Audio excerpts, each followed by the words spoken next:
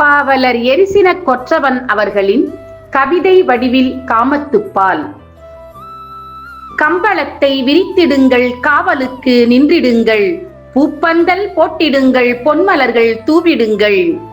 தூயவளின் கண்களிலே தூசி ஏதும் பட்டதென்றால் காற்றினை கைது செய்து கல்லறையில் புதைத்திடுங்கள்.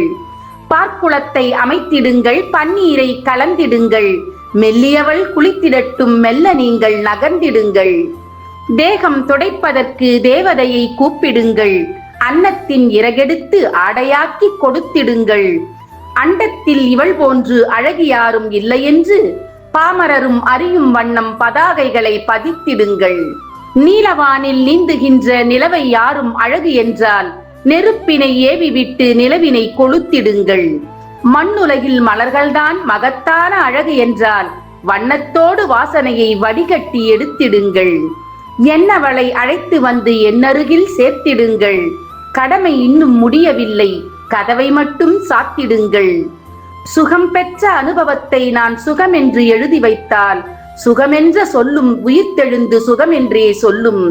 சுகம் பெற்ற அனுபவத்தை நான் சுகமென்று எழுதி வைத்தால் சுகமென்ற சொல்லும் உயிர்த்தெழுந்து சுகமென்றே சொல்லும்.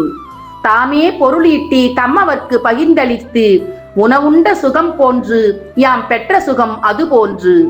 தாமே பொருளீட்டி தம்மவர்க்கு பகிர்ந்தளித்து உணவுண்ட சுகம் போன்று யாம் பெற்ற சுகம் அது போன்று. திருக்குறள். பால் காமத்துப்பால். இயல் களவியல். அதிகாரம் 111. புணர்ச்சி மகிழ்தல். குறள் எண் 1107. தம்மில் இருந்து தமது பார்த்து உண்டற்றால் அம்மா அறிவை முயக்கு. பொருள்: தான் ஈட்டிய பொருளின் வந்தவற்றை தம்மவர்களோடு பகிர்ந்து கொண்டு உண்பது போன்ற சுகம்தான் அவளோடு நான் கூடி பெற்ற சுகம்.